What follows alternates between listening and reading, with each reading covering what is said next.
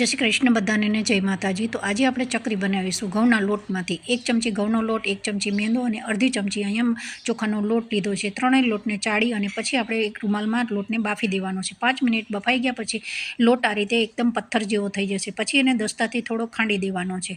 લોટ સરસ પછી અહીંયા ચાળી દેવાનો છે। ચાળ્યા પછી ગુટલી ઉપરથી નીકાળી દેવાની। મસાલા કરવાના છે। મીઠું નાખ્યું, 2 ચમચી તેલ, અજમો નાખ્યો છે અને થોડી હળદર નાખી છે।